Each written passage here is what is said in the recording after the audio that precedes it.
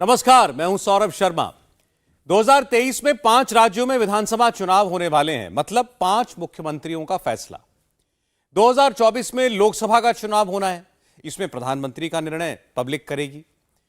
Public का mood क्या है? मोदी सरकार को सबसे ज्यादा किस बात से परेशानी हो रही है या परेशानी बढ़ रही है? सारे सर्वे बस एक तरफ इशारा कर रहे थे। बढ़ती महंगाई से वोटर नाराज हो रहा था। खासकर महिला वोटर्स में सबसे ज्यादा नाराजगी महसूस की जा रही थी। सरकार बार बार आंकड़ों का हवाला दे रही थी, यह बताने की कोशिश कर रही थी कि पिछली सरकार की तुलना में इस सरकार में महंगाई कम है। रूस यूक्रेन युद्ध के बावजूद महंगाई उतनी नहीं बढ़ी जितनी बाकी देशों में बढ़ी। लेकिन ये बातें जनता की समझ में नहीं आ रही थी। कोई राहत की उम्मीद जनता कर रही थी। आज वो ऐलान हो गया। अब ऐसे समझिए कि नरेंद्र मोदी ने 33 करोड़ वोटरों को 200 रुपए का गिफ्ट दिया है। मौका रक्षाबंधन का चुना गया।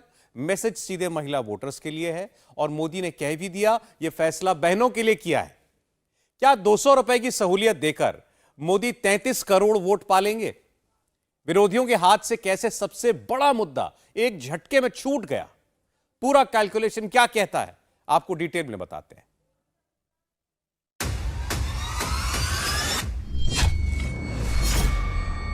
सिलेंडर सिलेंडर और सिर्फ सिलेंडर। माहौल ऐसा कि महंगा सिलेंडर मतलब महंगाई जोरदार। राहुल गांधी हो, प्रियंका गांधी हो या कांग्रेस के अध्यक्ष मल्लिकार्जुन खड़गे हो, पिछले कुछ वक्त से सबकी ट्विटर टाइमलाइन पर सिर्फ और सिर्फ गैस सिलेंडर, एलपीजी और महंगाई दिख रही है। कांग्रेस के चाहे मौजूदा मुख्यमंत्री अशोक गहलोत हों या मध्य प्रदेश में सीएम उम्मीदवार कमलनाथ, सब महंगे सिलेंडर के बहाने देश भर में महंगाई की हवा बना रहे थे। एजेंडा यह चलाया जा रहा था कि 2014 से पहले सिलेंडर 410 रुपए का था और 2014 के बाद 1100 रुपए का हो गया। अपने कार्यकाल को विकास काल और मोदी के कार्यकाल को विनाश काल लिखकर वायरल किया जा रहा था। मोदी के सारे विरोधी एक ही एजेंडे पर थे। सबकी टाइमलाइन पर सिलेंडर के महंगे होने की खबरें थी। कोशिश ये कि आम आदमी बहुत परेशान है क्योंकि गैस महंगी है।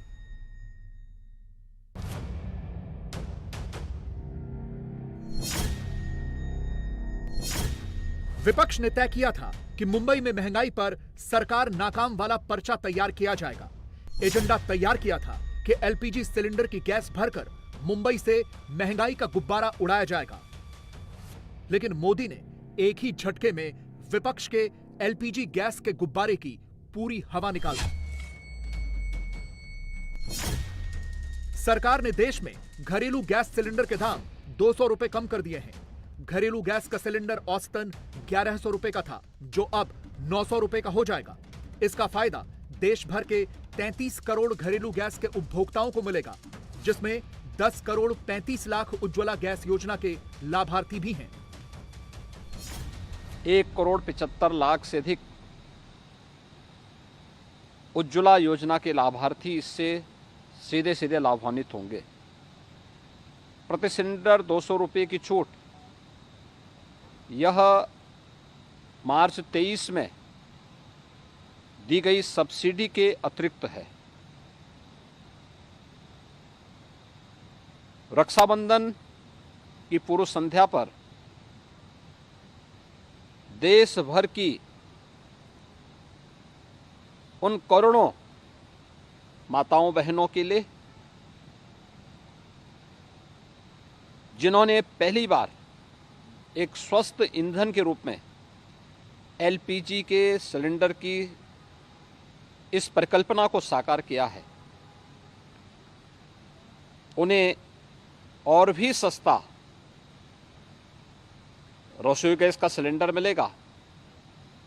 और स्वाभाविक रूप से भारत की व्यवस्था में हमारी माताएं और बहनें रसोई की मालकिन होती हैं, गृहस्थी की मालकिन होती हैं। उनके लिए अपनी रसोई चलाना और आसान हो पाएगा। 200 रुपये घरेलू गैस के सिलेंडर पर कम किए गए हैं।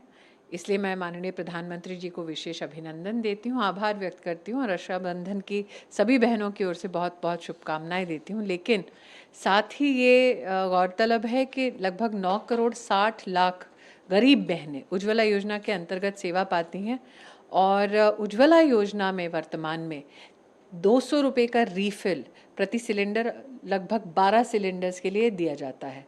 तो आज जब 200 रुपये और घटा तो उज्ज्वला योजना से संबद्ध जो गरीब बहनें उनको तो 400 रुपये का फ़ायदा हुआ है।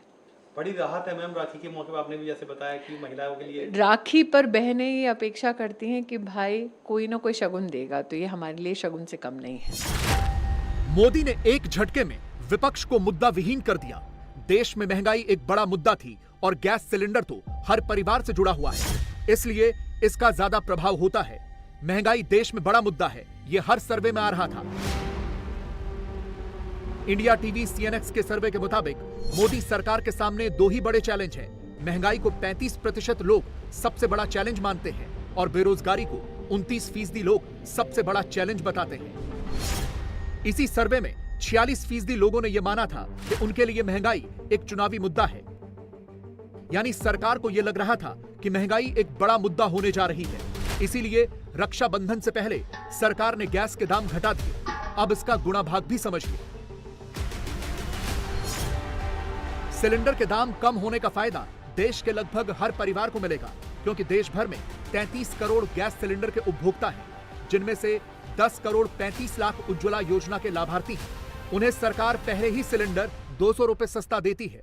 अब आज भी 200 रुपए की कमी हो गई तो उज्ज्वला योजना वालों को गैस सिलेंडर 700 रुपए का मिलेगा। यानी देश में हर तीसरे परिवार को 700 रुपए में गैस सिलेंडर मिलेगा। जाहिर है कि चुनावों से कुछ महीने पहले किया गया यह फैसला चुनावी फैसला ही कहलाएगा। विपक्ष भी यही कह रहा है। अरे जुमले का सरकार है, 200 से क्या होने वाला है इस देश में? आप 500 नहीं और कम करना चाहिए था। हमारी जब सरकार थी तो 400 रुपया सिलेंडर था, अभी 1150 है। 200 कम करने से क्या, किस बहन को इसके 200 रुपए बचा के 500 700 कम करने चाहिए थे?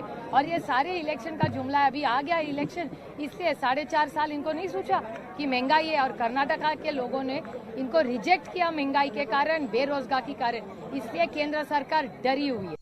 सर, आपकी बैठक के बीच 200 रुपया सब्सिडी दे दी गई गैस को, ये खबर सामने आ रही है, उसको लेकर क्या? ये तो प्रेशर है ना। अभी देखिएगा, अभी तो दूसरी बैठक में 200 रुपए कम किया इन लोगों ने, तो आगे आगे आप देखिएगा जब पूरी तरीके से इसका स्वरूप बन जाएगा, सारी चीज फाइनलाइज हो जाएगी, तब मजबूती। ये बदमाश दुकानदार जैसे कहानी है। 400 रुपए का सामान को 1200 कर दिया, फिर बोलते हैं कि बेशर्मी से कि हमने 200 रुपए का डिस्काउंट दिया। आप बताइएगा कि मोदी जी भी एक जो है एक क्या बोलते सड़ाव बदमाश दुकानदार हो गए। 400 रुपए का सामान को उन्होंने 1200 कर दिया, फिर 200 रुपए का डिस्काउंट देके बोलते कि, और फिर बोलते कि जो है बेशर्मी के साथ बोल रहे हैं कि हम आपको जो गिफ्ट दे रहे हैं। आप देख लीजिए, चुनाव आ रहा है, इसलिए मोदी जी टेंशन में है। और सचमुच में राहत अगर उनको देनी थी तो राजस्थान चले जाते हैं, वहाँ तो 500 रुपये में गैस सिलेंडर मिल रहा है। मोदी जी कम से कम कांग्रेस की सरकार से तो कुछ सीख लो। लेकिन इतना ही मैं कहूँगा कि पहले दाम आपने बढ़ाया 1100 1300 1200 तक, और फिर आप बेशर्मी के साथ कहते हो कि हम आपको गिफ्ट दे रहे हैं। वाह मोदी जी। लेकिन असल में ये विपक्षियों की खीज है, क्योंकि मुंबई में होने जा रही इंडिया गठबंधन की मीटिंग में महंगाई एक बड़ा मुद्दा बनने जा रही थी। इस मीटिंग में मोदी को घेरने की बड़ी बड़ी प्लानिंग होने वाली थी। अगर महंगाई है, बेरोजगारी है और क्षेत्र में विकास नहीं हुआ है, तो यहाँ की जनता ने मन बनाया है कि इन लोगों को सबक सिखाएंगे। नरेंद्र मोदी के नट्टी पर चढ़ने जा रहे हैं हम लोग। आज का दिन नरेंद्र मोदी के नट्टी पर पकड़े हुए हैं, एकदम हटाना है।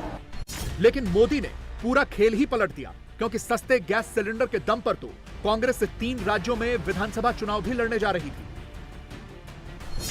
राजस्थान में अशोक गहलोत ने पहले ही 500 रुपए में गैस सिलेंडर देने की घोषणा कर दी है, लेकिन ये योजना भी उज्ज्वला और बीपीएल परिवारों के लिए है। मध्य प्रदेश में खुद टॉप लीडरशिप ऐलान कर चुकी है कि अगर सरकार बनी तो 500 रुपए में सिलेंडर दिया जाएगा। इसके अलावा छत्तीसगढ़ में कांग्रेस के मुख्यमंत्री भूपेश बघेल भी राजस्थान की तर्ज पर सस्ता सिलेंडर देने पर विचार कर रहे हैं। यानी सस्ते सिलेंडर के नाम पर महंगा राजनीतिक खेल होने लगा था। जैसे ही 2024 का चुनाव आएगा तो विपक्ष महंगाई पर हावी होगा। मोदी ने अभी से जवाब तलाशने शुरू कर दिए हैं।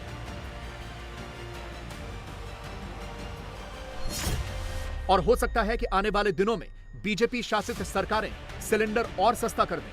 मोदी ये भी कह सकते हैं कि 200 रुपए केंद्र ने छूट दी, 200 रुपए राज्य सरकारें अपनी तरफ से सस्ता करें ताकि आम आदमी को ज्यादा से ज्यादा फायदा मिल सके। जैसा कि जब पेट्रोल के दाम बढ़े थे तो मोदी ने केंद्र की एक्साइज ड्यूटी कम की थी और अपनी राज्य सरकारों को वैट कम करने को कहा था। इसका फायदा आम लोगों को हुआ था। बीजेपी शासित राज्यों के मुख्यमंत्री सिलेंडर वाले इस मुद्दे को भांपने भी लगे हैं। इसीलिए तो शिवराज सिंह चौहान ने सावन पर एक सिलेंडर 450 रुपए में देने का ऐलान कर दिया। कई बहनों ने मुझे बताया कि भैया गैस तो थोड़ी सस्ती हो जाए। मेरी बात समझ में आई? अरे समझ में आई तो बोलो। और इसलिए सावन के महीने में रसोई गैस 450 रुपया में तुम्हारा भैया दिलवाएगा। जिसके बाद मध्य प्रदेश कांग्रेस ने शिवराज सिंह को ट्रोल करना शुरू कर दिया है कि एमपी में कहीं भी 450 रुपए का सिलेंडर नहीं मिल रहा। यही तो मोदी की खासियत है कि वो अपने विरोधियों को भी पहचानते हैं और उनके मुद्दों को भी। इसीलिए वो मुद्दा बनने से पहले ही हवा निकाल देते हैं। मोदी ने ट्वीट करके देश की महिला वोटर्स के नाम संदेश भी दिया है। जाहिर है सिलेंडर सस्ता होगा तो सबसे ज्यादा असर महिलाओं पर ही पड़ेगा। बहुत अच्छा लग रहा है क्योंकि अभी तक तो दाम बढ़ा ही रहे थे। अभी कम हुआ तो बहुत अच्छा लग रहा है। अभी गणपति आ रहे हैं, दिवाली आ रहा है, नवरात्र आ रहा है तो बहुत अच्छा लग रहा है। हम सब महिलाएं बहुत खुश है। अभी 200 रुपये कम हुए। हमारी यही इच्छा है कि और कम हो तो भी बहुत अच्छा है। बहुत अच्छा लग रहा है क्योंकि सब तीज त्यौहार आ रहे हैं तो उस समय हमको गैस की बहुत ज़्यादा ज़रूरत रहती है, इसलिए हमें बहुत अच्छा लग रहा है। हर बजट में भी थोड़ा सा रिलीफ आ रहा है और अच्छी बात है। हम बहुत खुश है कि भाव कम हो रहे गैस के। तीज त्यौहार पे तो बोनस जैसा मिल गया है गवर्नमेंट की तरफ से। वो कम करना ही चाहिए क्योंकि ये जो 1100-1200 रुपये गैस का हो गया है वो पहले कितना कम था। वो कम से कम 100% 200% बढ़ गया है। एटलीस्ट कम तो होना ही चाहिए। वो पहले कितना सस्ता था, फिर उसमें 200 रुपया ये कम किया, कुछ फ़ायदा ही नहीं है उसका तो। हाँ, लेकिन उससे कम होना ही चाहिए। नहीं तो आज एक गैस कम किया, कल आलू बढ़ जाएगा, परसों टमाटर बढ़ जाएगा। वो सब पॉलिटिक्स ही चलता रहता है। दाम मोदी ने कम किए और इस पर क्रेडिट भी विपक्ष ही लूट रहा है। ममता बनर्जी का ट्वीट देखिए, कह रही हैं कि अभी तो सिर्फ इंडिया अलायंस की 2 बैठकें हुई हैं और सिलेंडर के दाम 200 रुपए कम हो गए। इसे तो इंडिया का दम बता रही हैं। अब ये ममता जी के यहाँ से कई बड़े इंटरेस्टिंग बयान आ रहे हैं। आप उनसे पूछिए आपके स्टेट में और बीजेपी रूल स्टेट में, जैसे आप मान लीजिए असम है और कोई और स्टेट्स जो हैं, 10 रुपए पर लीटर का फर्क है। 10 रुपए पर लीटर। तो कोई किसी जब पेट्रोल पंप में जाता कोई 1 लीटर थोड़ा ना भरवाता। किसी का टैंक 35 लीटर का होता है, किसी का 55 लीटर का होता है। तो 10 रुपए का फर्क हो, इसीलिए ये हमने जो निर्णय लिया था उस समय सेस कम करने का।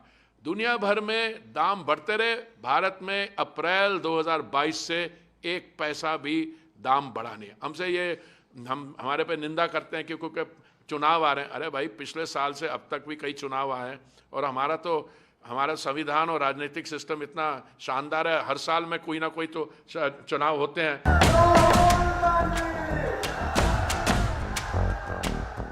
एलपीजी सिलेंडर पर कांग्रेस का यही नैरेटिव है कि उनके जमाने में रसोई गैस 410 रुपए की मिलती थी। अब इसकी भी हकीकत जान लीजिए। आपको जानकर हैरानी होगी कि सिलेंडर तब भी सस्ता नहीं, महंगा था।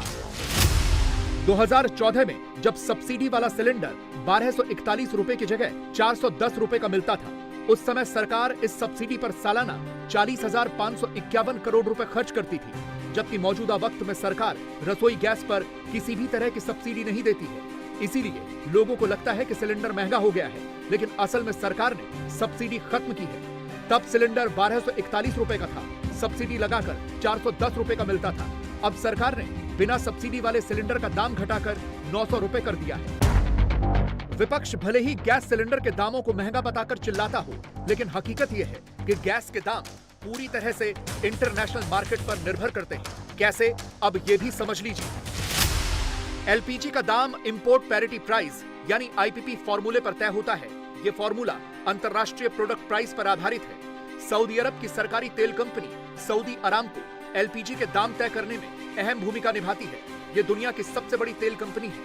आईपीपी फॉर्मूले में सऊदी अरामको के एलपीजी दाम, free onboard price, freight charges, custom duty और पोर्ट ड्यूटी वगैरह शामिल होते हैं।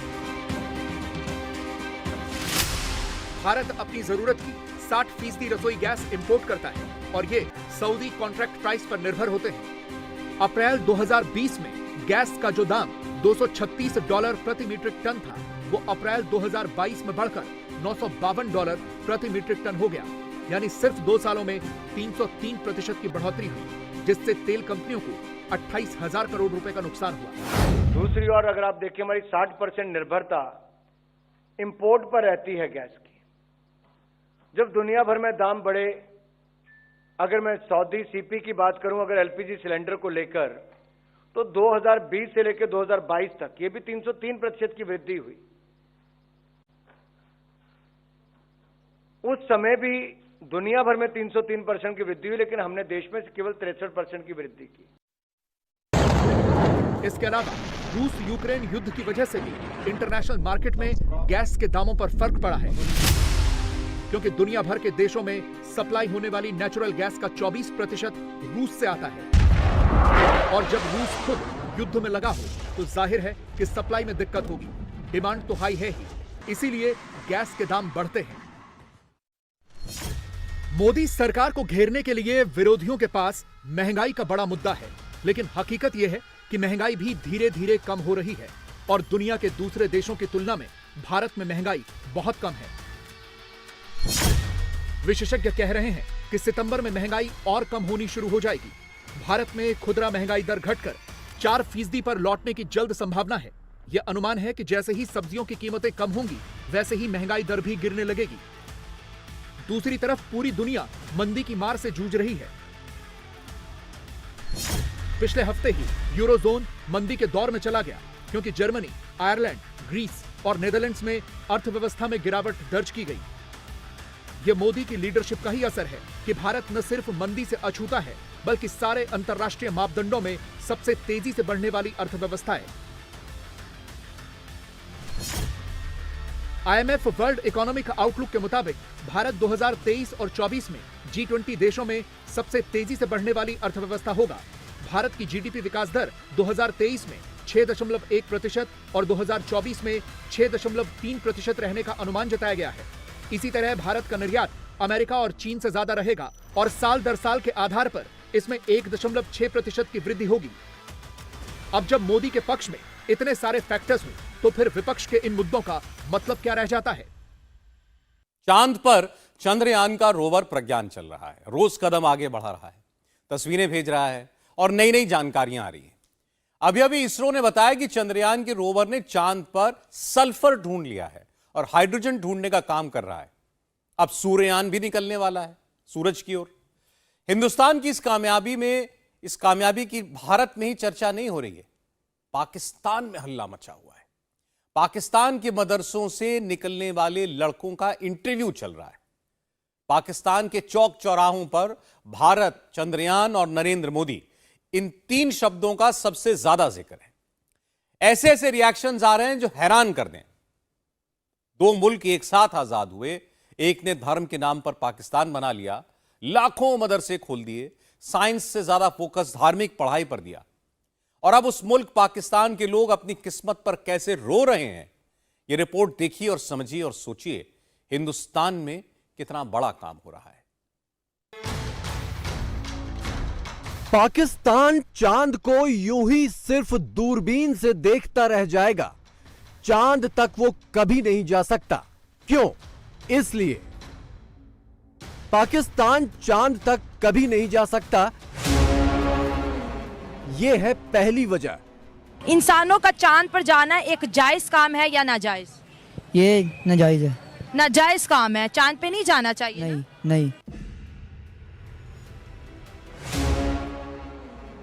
ये है दूसरी वजह।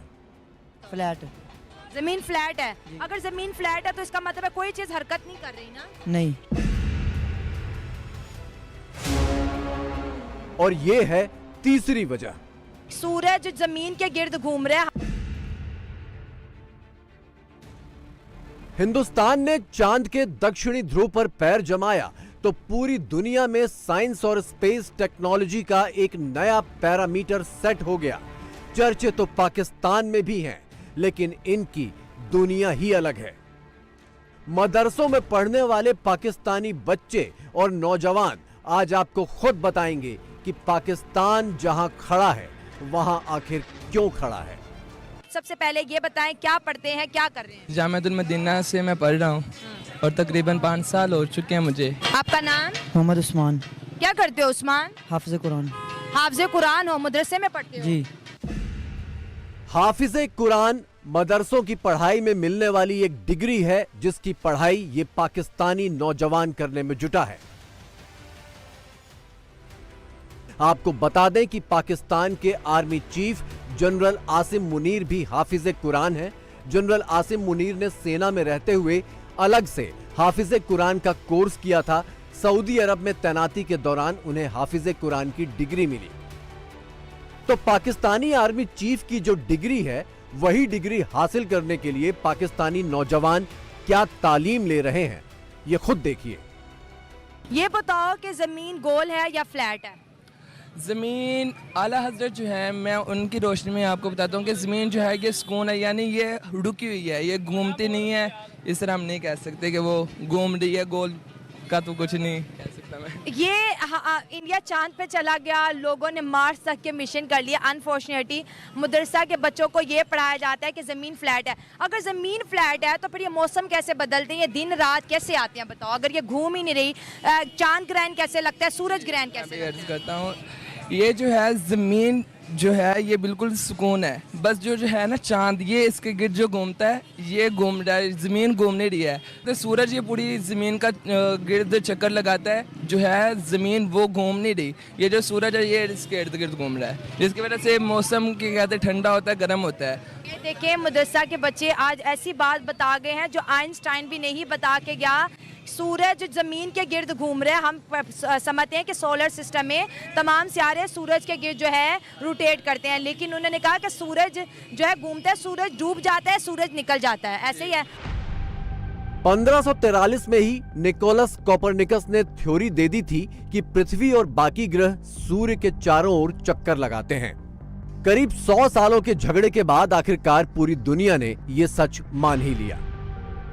लेकिन पाकिस्तान के मदरसों में अभी भी सूरज ही पृथ्वी के चक्कर लगा रहा है।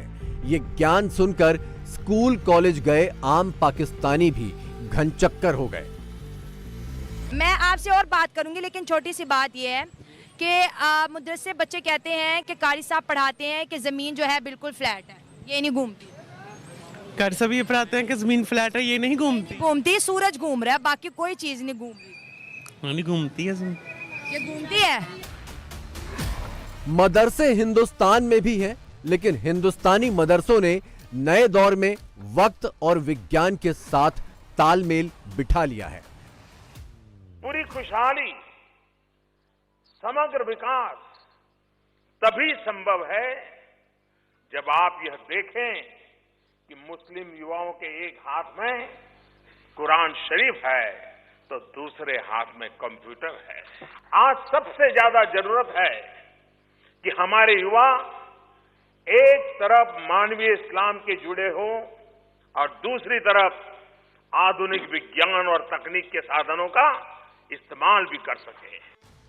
पाकिस्तान के मदरसों का एक ज्ञान सुनकर ही अगर आपके होश उड़ गए हों तो आपको बता दें कि यहां अथाह ज्ञान का भंडार अभी बाकी है।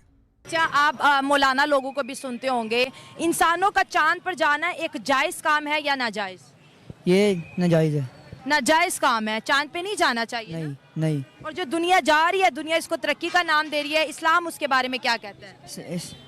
इस्लाम से नहीं जायज, क्योंकि चांद मेरे मालिक ने है, मेरे मालिक ने बनाया है, इस वजह से चांद पे नहीं जाना चाहिए। ज़मीन तो मेरे मालिक ने रहने के लिए बनाई हुई है, इस वजह से तो चांद भी तो मालिक ने हमारे लिए बनाया हुआ है ना? वो तो रोशनी के लिए बनाया मेरे मालिक ने, मेरे महबूब की वजह से।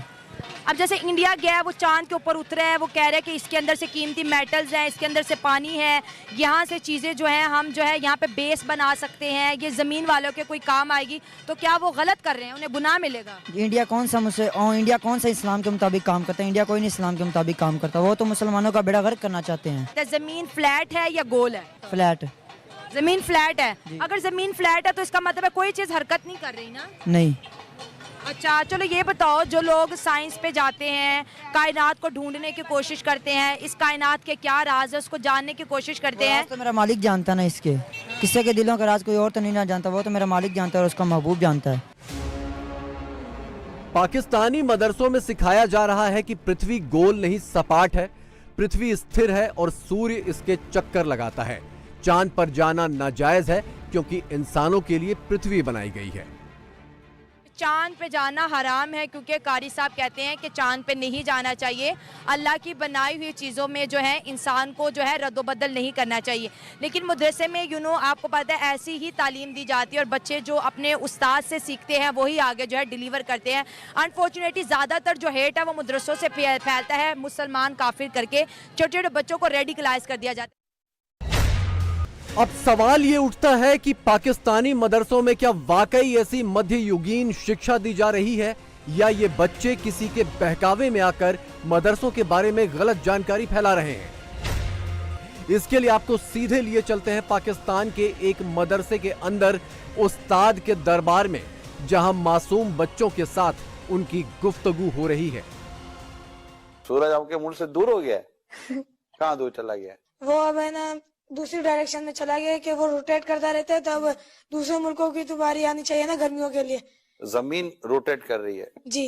जमीन तो साकिन है बेटा, जमीन तो जमीन रोटेट करती ही नहीं है, जमीन गर्दिश नहीं करती। लेकिन हमें ज्योग्राफी में पढ़ाया जाता है कि अर्थ जो है वो सूरज का चक्कर लगाता है। ये लॉजिक ये गलत है बेटा।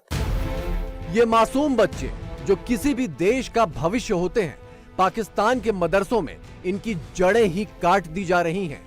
और ऐसा आज या कल से नहीं, जब से पाकिस्तान बना है तभी से हो रहा है। पढ़ाई के नाम पर बच्चों के ज़हन को स्टोन एज वाले दौर में कंडीशन किया जा रहा है।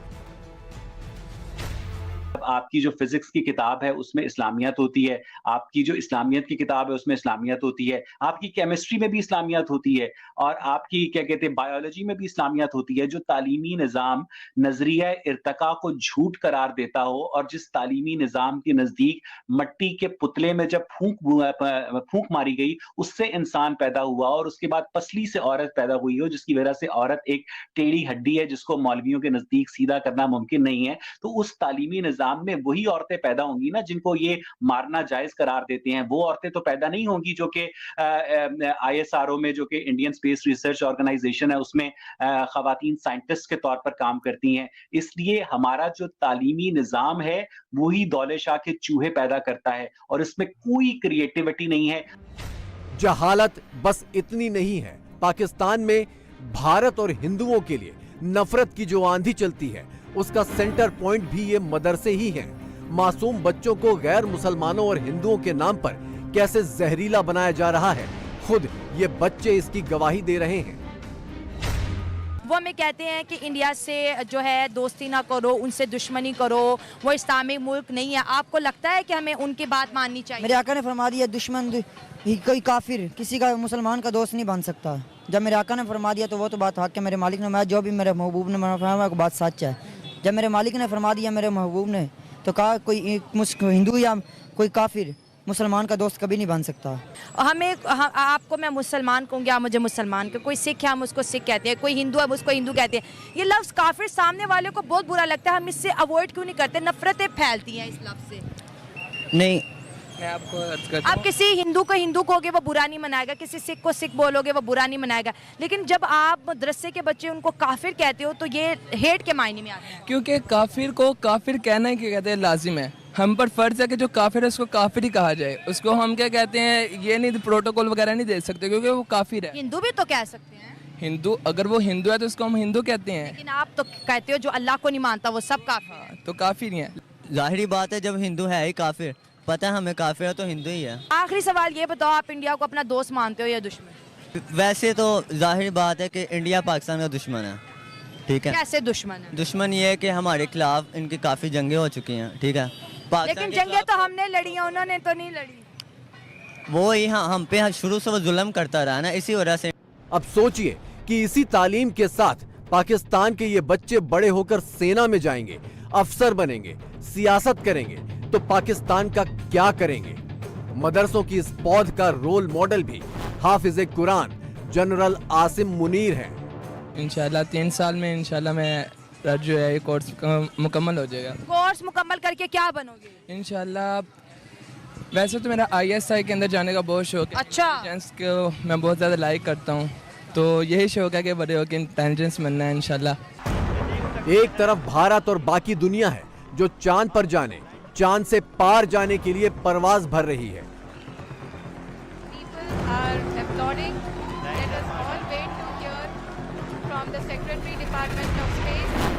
और दूसरी तरफ एक अकेला पाकिस्तान जिसे उसके मौलाना ना जाने कहां ले जाने की कसम खाए बैठे हैं।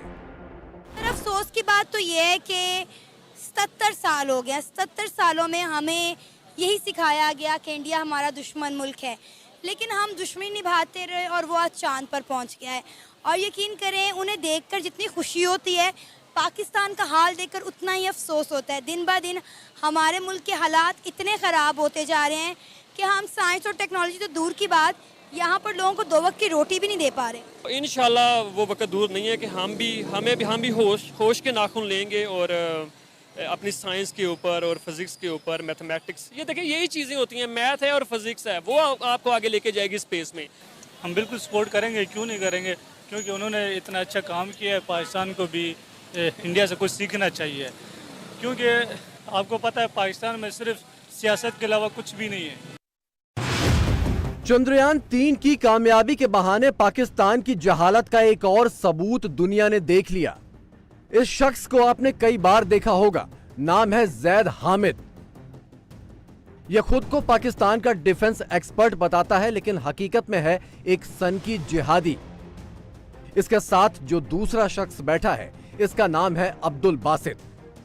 यह शख्स पाकिस्तानी विदेश सेवा का रिटायर्ड अफसर है और हाई कमिश्नर के तौर पर भारत में भी तैनात रह चुका है। अब सुनिए इनकी गुफ्तगू।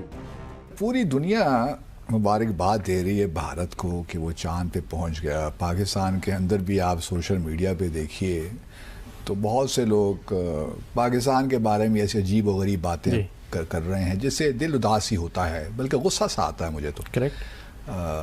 लेकिन आपने भी कोई मुबारकबाद नहीं दी भारत को कि भाई आप चांद पे पहुंच गए, मुबारक हो। एक साइंटिफिक एक अचीवमेंट तो है। कोई मेरे पास एविडेंस नहीं है कि ये मिशन कामयाब हुआ है, मेरे पास कोई सबूत नहीं है। इन्होंने जो एविडेंस पेश की है that is animated computer graphics, CGI, AI generated. और सिर्फ मैं ही नहीं, पूरी दुनिया में लोग इनका मजाक बना रहे हैं। नासा ने या किसी और स्पेस एजेंसी ने कंफर्म नहीं किया है कि जो इन्होंने लैंडिंग की है ये कंफर्म लैंडिंग है।